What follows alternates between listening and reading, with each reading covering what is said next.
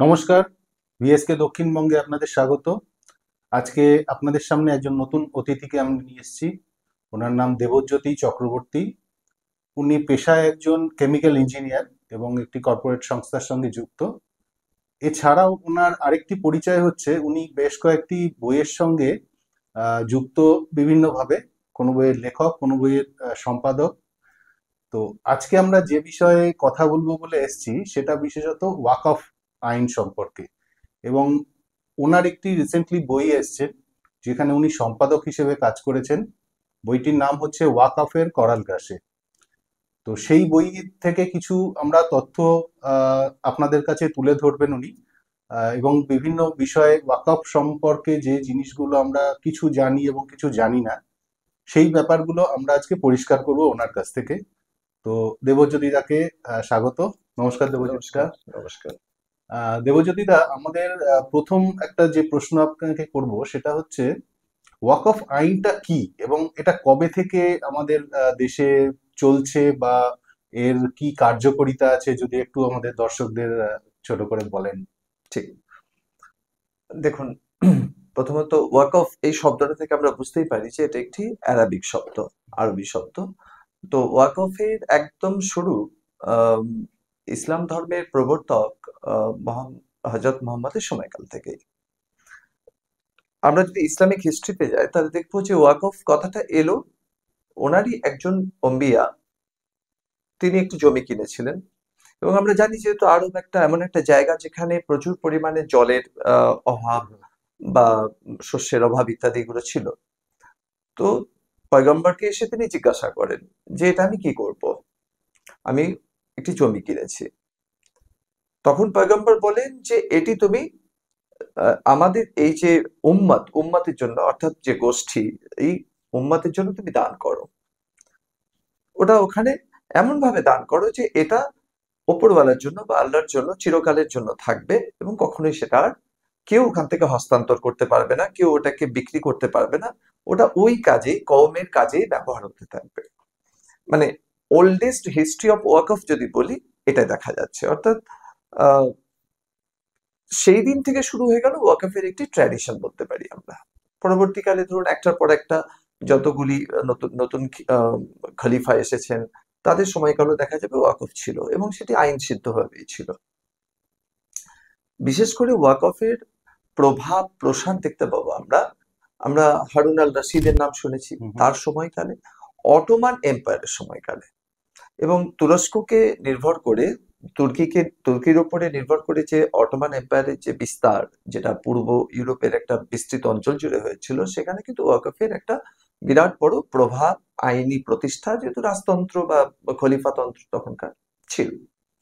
এবার প্রসঙ্গে চলে আসি আমাদের এদিকে, আমাদের দেশের দিকে। আমাদের দেশে আহ আমাদের অনেকগুলো পর্যায় ছিল। আসলে সময় যদি থাকে তাহলে সেই পর্যায়গুলোতে আমি ঢুকবো, হুম হুম। কিন্তু কারণ এই যে বিষয়টা, এটা মানুষের মনে ভীষণ কনফিউশন তৈরি করে। ঠিক। তার জন্য কোনো পক্ষ মনে করছে যে আমি বঞ্চিত, কোনো পক্ষ মনে করছে এটা অন্যায় ছিল, ঠিক হয়েছে, বন্ধ হয়েছে, এরকম একটা কনফিউশন তৈরি হচ্ছে।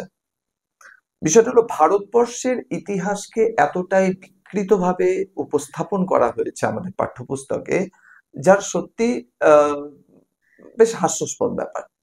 যেমন আমরা জানি রাজায় রাজায় যুদ্ধ হয় কোন একটি দেশ থেকে আরেকটি দেশের ক্ষমতা হস্তান্তরের ক্ষেত্রে। আমাদের এখানে স্কুল, কলেজ, বিদ্যালয়, বিশ্ববিদ্যালয় স্তর পর্যন্ত আমাদের ছাত্রছাত্রীদেরকে যদি বলা হয় ইংরেজ আমলের আগে কোন আমল ছিল, হুম তাহলে 99.9999% ছাত্রছাত্রী আমার ঘরে, আপনার ঘরে, তারা বলবেন যে মুঘল আমল ছিল। মুঘল আমলের পথ পার করে আমরা ইংরেজ আমলে এসেছি। সেটা কোথায় হয়েছিল? না, গল্পটা তখন শুরু হবে পলাশির প্রান্তরে, ওই আম বাগানে এটা হয়েছিল। সিরাজউদ্দৌলা হেরেছিলেন, তখন থেকে ইস্ট ইন্ডিয়া কোম্পানি।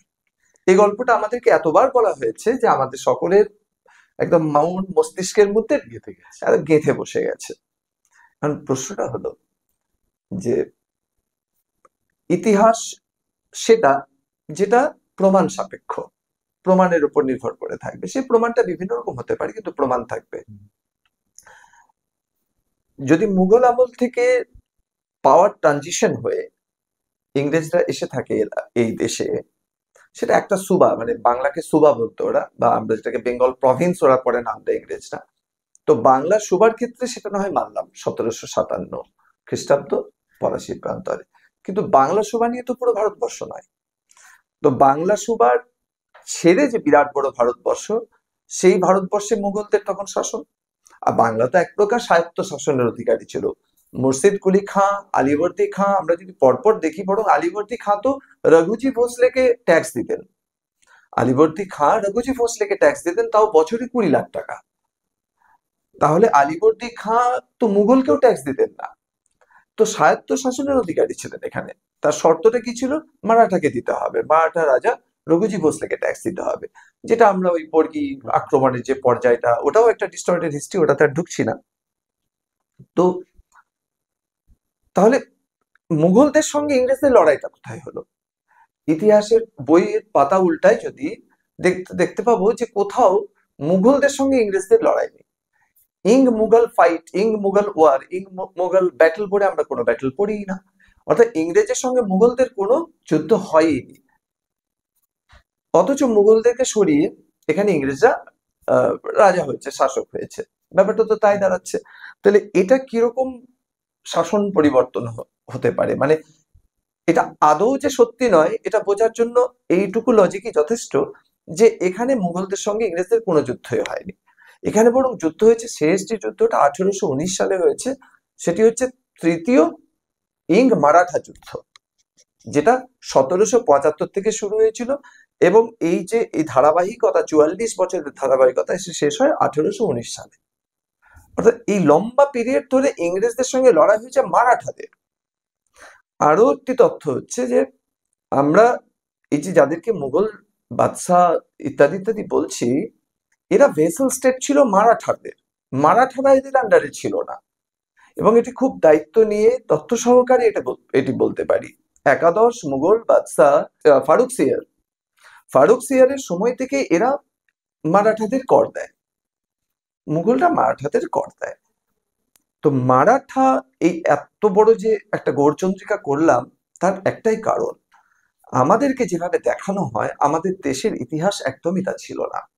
এই দেশের ইতিহাসে যেমন বহু ছোট ছোট রাজ্য ছিল, হিন্দু রাজ্য, হিন্দু রাজারা বা অন্যান্য রাজারা ছিলেন, ঠিক সেরকম ভাবে মারাঠাদের একটা বিরাট বড় সাম্রাজ্য ছিল।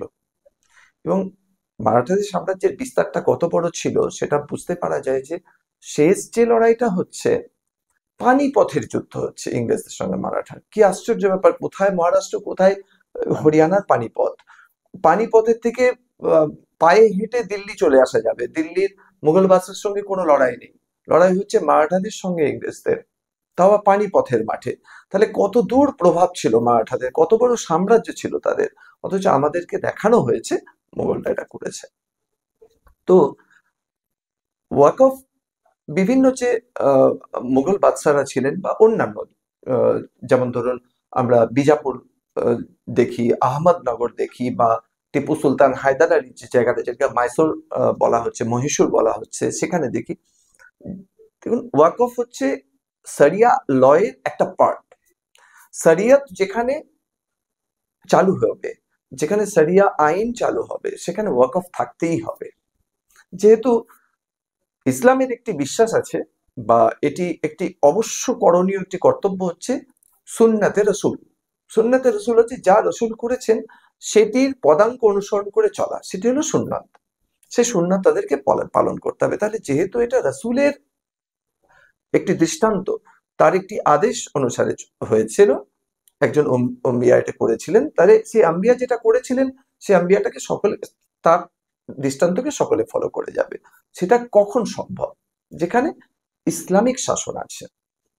এবার যথারীতি 1819 সালের পরবর্তী সময়ে যখন ইস্ট ইন্ডিয়া কোম্পানি এবং তারপরে আমরা জানি মহাবিদ্রোহ ঘটে, স্বাধীনতার প্রথম যে লড়াই 1857 সাল, 1857 সালের পরে এটি সরাসরি ব্রিটিশ এম্পায়ারের আন্ডারে আমাদের শাসন চলে আসে এবং বিভিন্ন প্রভিন্সে ভাগ করা হয়। তো তারা এসে দেখেন যে পুরো বিষয়টা তো বেশ গোলমেলে। তার কারণ যে সকল জায়গাগুলোতে ইসলামিক শাসনের কোনো প্রভাব ছিল না, বিশেষ করে দাক্ষিণাত্যের একটা বড় অংশ, মহারাষ্ট্রটা দাক্ষিণাত্য, অ্যাকচুয়ালি ওটা মহারাষ্ট্র থেকেই দাক্ষিণাত্যের শুরুটা। আমরা যদিও সাউথ ইন্ডিয়া বলতে নর্মালি এদিকটা বুঝি অন্ধ্রপ্রদেশ, তামিলনাড়ু, কর্ণাটক ইত্যাদি, কিন্তু ডেকান বলতে কিন্তু একদম মহারাষ্ট্রের এই অঞ্চলটা থেকে শুরু। তো এটাতে বিস্তীর্ণ অঞ্চল জুড়ে দেখা যাচ্ছে যে আহ, ইসলামিক শাসন ছিল না, তাহলে ওয়াকফের প্রশ্ন নেই। আমরা যদি কামরূপ রাজ্যে চলে যাই, লাচিত বরফুকনের রাজ্য, বা আমরা যদি আরেকটু কাছের উত্তরবঙ্গের কোচ রাজবংশের দিকে চলে যাই, আমরা দেখবো সেখানে আহ, সেই সময়কালে কোনো প্রসঙ্গই নেই। তবে যেহেতু সর্বধর্ম সমন্বয় এবং আহ, একটা সহনশীলতা, এটা হিন্দু দর্শনের একটা ভাগ। একম সদ বিপ্রা বহুধা বদন্তি, এটা আমাদের একদম ঋগ্বেদের প্রাথমিক স্তর থেকে আমরা পেয়েছি। ফলস্বরূপ এখানে আমি আমার আচার আচরণ পালন করব, কিন্তু আরেকজন যদি অন্য আচার আচরণ পালন করে অপরের ক্ষতি না করে, তাহলে তার আচার আচরণ নিয়ে আমাদের কোনো কখনোই সমস্যা থাকে না। সেটা না তো আগে ছিল, না আজও আছে।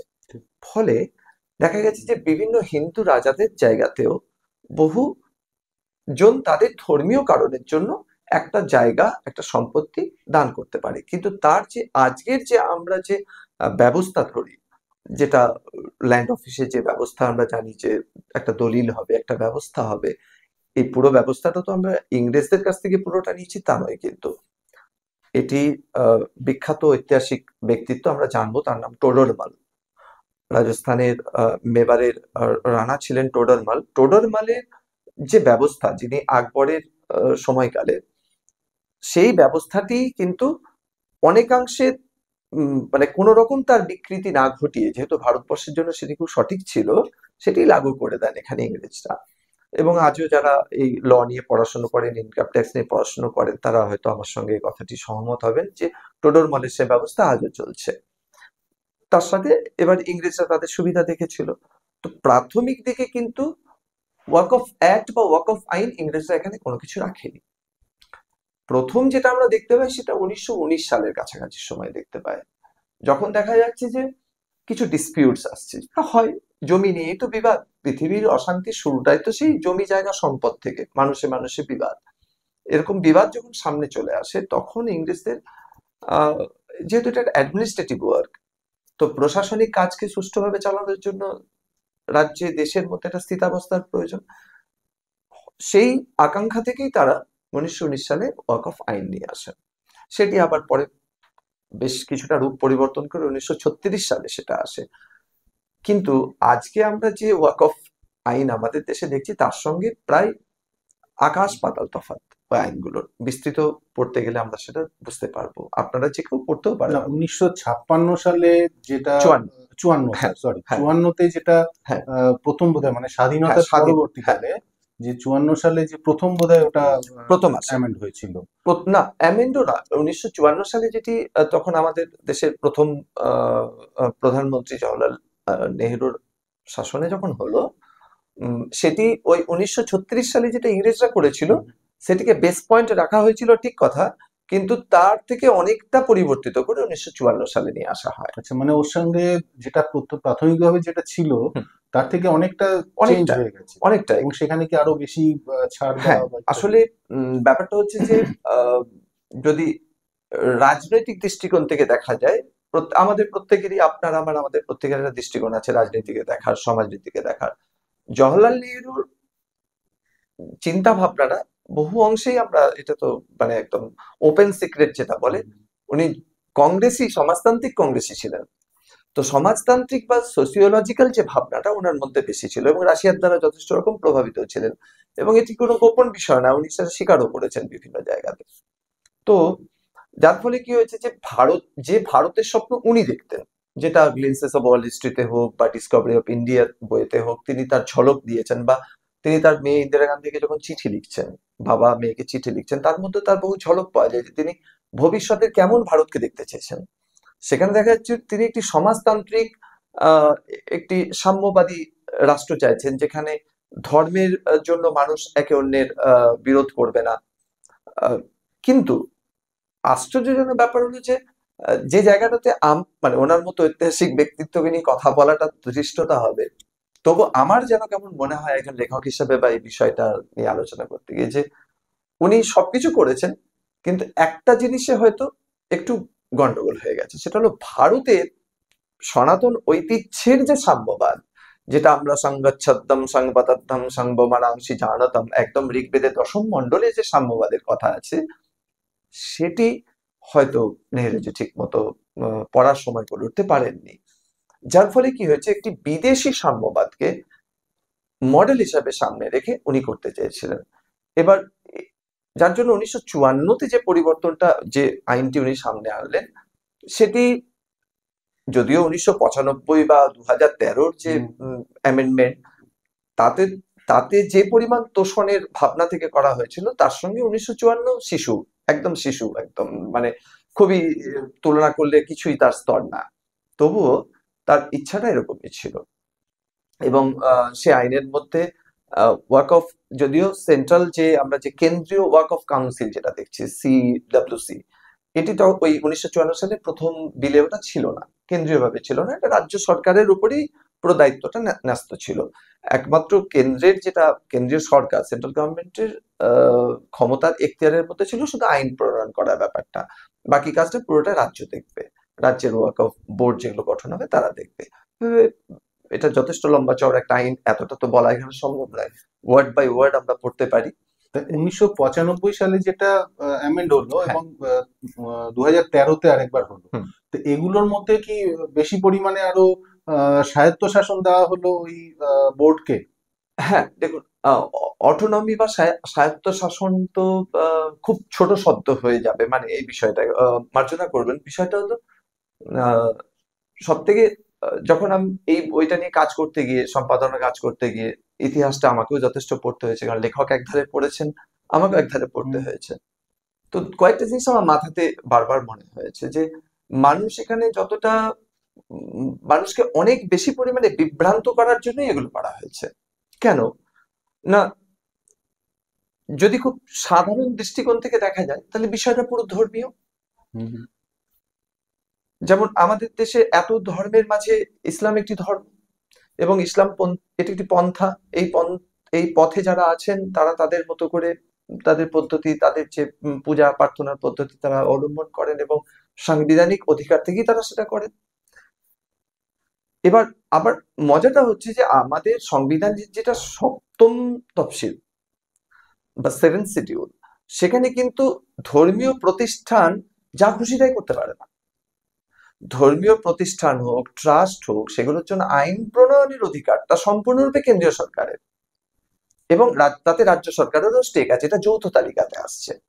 যেমন কেন্দ্র তালিকা একটি আছে, একটি রাজ্য তালিকা আছে। যেমন সুরক্ষা বলুন, দেশের পররাষ্ট্রনীতি বলুন, এগুলো সম্পূর্ণ কেন্দ্রীয় সরকারের উপর নির্ভর করছে। আবার আইন শৃঙ্খলা ইত্যাদি যে ব্যাপারগুলি, যেগুলো রাজ্যের উপর নির্ভর করছে, রাজ্য নিজের নিজের মতো করে আইন প্রণয়ন করতে পারে। কিন্তু আরেকটি তালিকা রয়েছে, যেটি যৌথ তালিকা। এই যৌথ তালিকার মধ্যে ধর্মীয় প্রতিষ্ঠানও পড়ছে, ট্রাস্টও পড়ছে। এবার ধর্মীয় প্রতিষ্ঠানগুলি যখন কোনো কিছু করবে, তো সেটি লাগাম ছাড়া কিছু করবে, সে রাস্তা কিন্তু নেই। সেখানে একটা নির্দিষ্ট প্রোটোকল আছে, সাংবিধানিক প্রোটোকল আছে, তার মধ্য থেকেই তাদেরকে কাজটা করতে হবে। 95 যখন ফার্স্ট অ্যামেন্ডমেন্ট তো বলবো না, 95টা অ্যামেন্ডমেন্ট না, 95টি সম্পূর্ণ নতুন আইন। 1954-তে যেটি আইন করা হয়েছিল, সেটি কয়েকবার অ্যামেন্ডমেন্ট হয়েছিল। যদি খুব ভুল না করি, একবার 64-তে, একবার 69-এ অ্যামেন্ডমেন্ট হয়েছিল।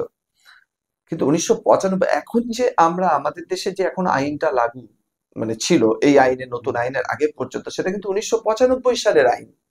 2013টা আইন নয়, ওটা অ্যামেন্ডমেন্ট। মূল আইনটা 1995 ওয়াক অফ আইন। এই 1995 ওয়াক অফ আইনে এলো মূল পরিবর্তনটি।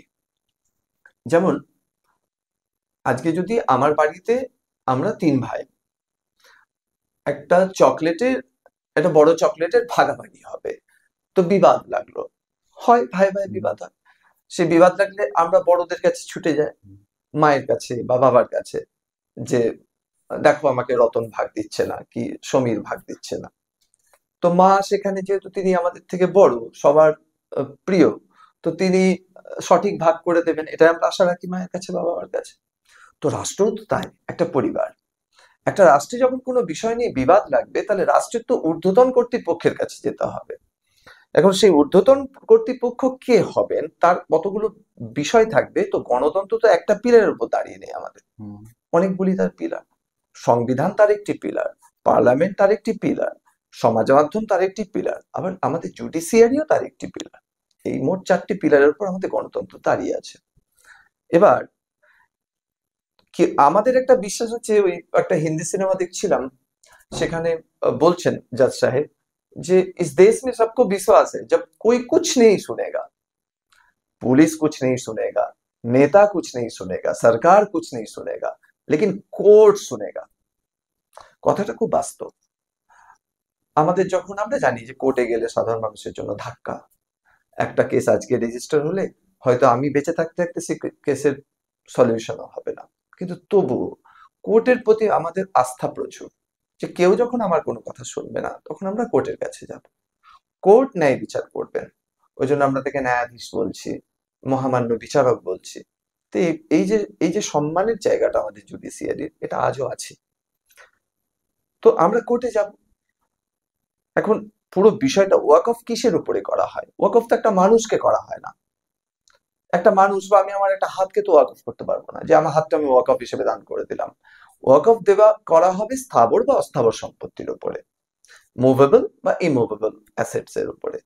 এবার যখনই বিষয়টা অ্যাসেটের সঙ্গে যুক্ত হয়ে যায় দ্বন্দ্ব, সেটার নিঃসন্দেহে সেটি ধর্মীয় কাজের জন্য বা ইত্যাদির জন্য দেয়া হচ্ছে, কিন্তু সেখানে যে সমস্যাগুলোকে ক্রিয়েট করার জায়গাগুলো করা হয়েছে 1995-এ, সেগুলো যে হবে সেটা বোধহয় তারা জানতেন। যেমন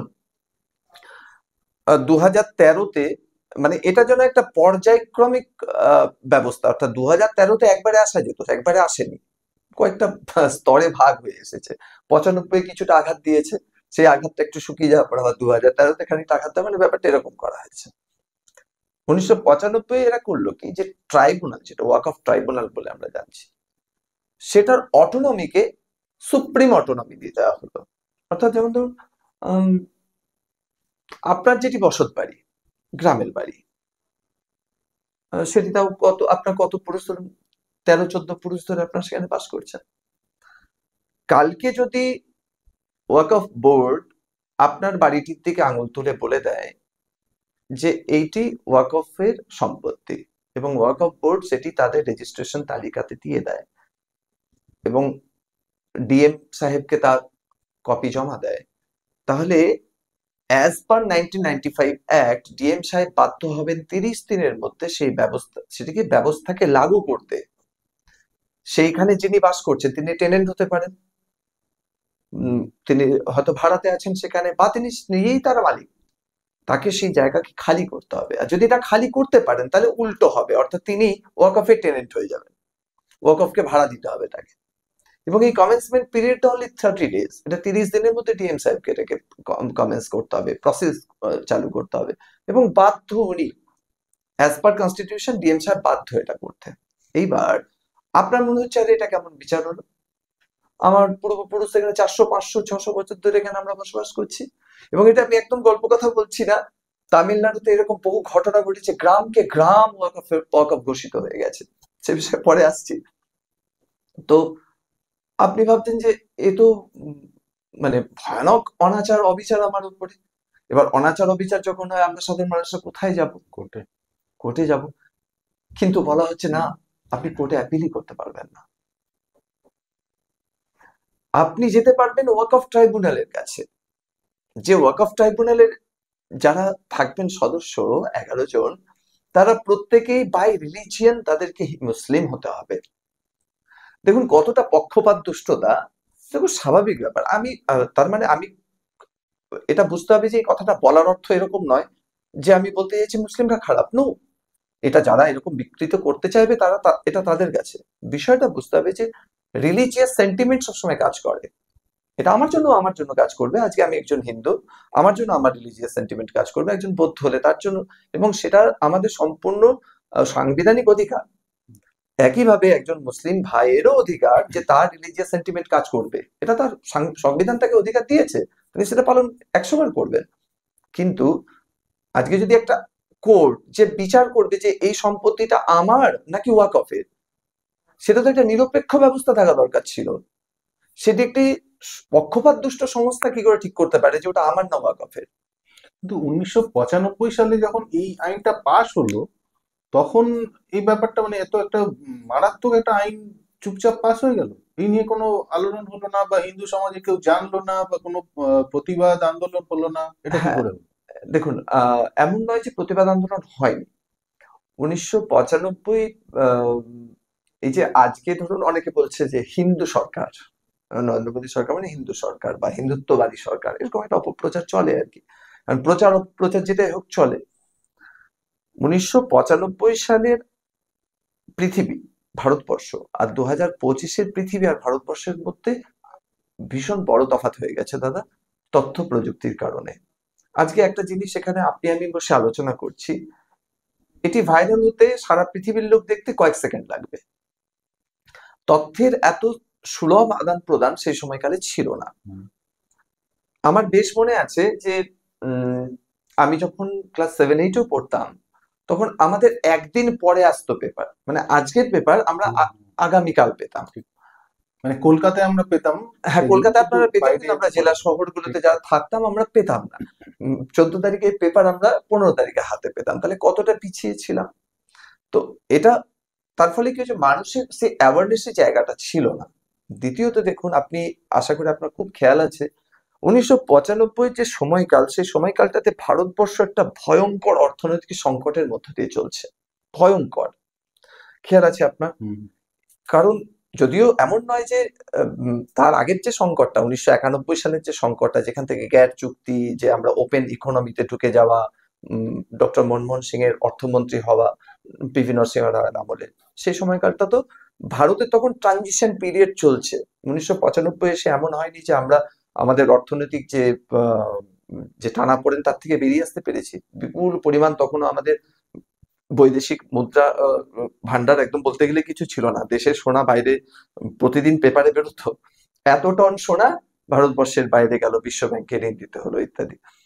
সেই সময়কালে উম, এবং 1995 সালই বোধ হয় যখন রিলায়েন্সের প্রথম ওই রিলায়েন্স ইন্ডিয়া লিমিটেড রিল এলো, কর লো দুনিয়া মুঠি মে, এরকম একটা স্লোগানিং শুরু হলো। আমি 1995, আমি নিজে মাধ্যমিক দিচ্ছি সে সময়, নিজে খুব বেশি বয়স না। তো ওই সময়কালে একদম যে এটা নিয়ে তর্ক বিতর্ক হয়নি এ তো হতে পারে না, হয়েছে। কিন্তু পার্লামেন্টে সেই সময় জাতীয়তাবাদী শক্তি, যারা রাষ্ট্রের সঙ্গে থাকে, যারা ভারতের সনাতন ঐতিহ্যের কথা বলে, তাদের সেই পরিমাণ শক্তি ছিল না। বলা চলে যে একচেটিয়া ভাবে 95-এর ওই বিষয়টি গৃহীত হয়ে যায় সেই সময়। কিন্তু 2013 সালে তো অবস্থার অনেক হ্যাঁ, পরিবর্তন হয়েছিল, সেই হ্যাঁ, সময় তো খুব বেশি তেমন শোনা যায়নি এটা। হ্যাঁ, 2013-তে শোনা যায়নি তা নয়। দেখুন, আমি তো নিজে রাজনৈতিক কারবারি নই। এই প্রশ্নটা সব থেকে ভালো হতো রাজনৈতিক কারবারিরা যদি উত্তর দিতেন। তবে আমি একটা সাধারণ নাগরিক হিসেবে আমার যেটা মনে হচ্ছে যে অনেক সময় প্রায়োরিটি বলে একটা কথা থাকে না? আমরা জানি প্রয়োজন অনেক কিছুর আছে। না, আমি আমার কথা ধরছি যে আমার একই সাথে জল তেষ্টাও পেয়েছে, আবার খুব খিদেও পেয়েছে। তো আমার কাছে প্রায়োরিটি সেট করতে হবে, দুটোই আমার পেয়েছে। যে আমি খাবার আগে জলটা খাবো, তাহলে তৃষ্ণাটা আমার কাছে বেশি প্রায়োরিটি পেল।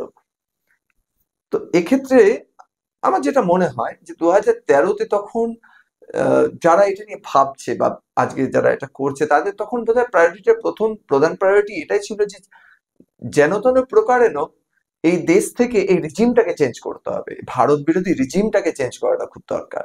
ভারত বিরোধী রিজিমটা যদি চেঞ্জ হয়ে যায়, তারপরে আমরা এটার সঠিক সদুত্তর আমরা দিতে পারবো। কারণ সময় স্থির নয়।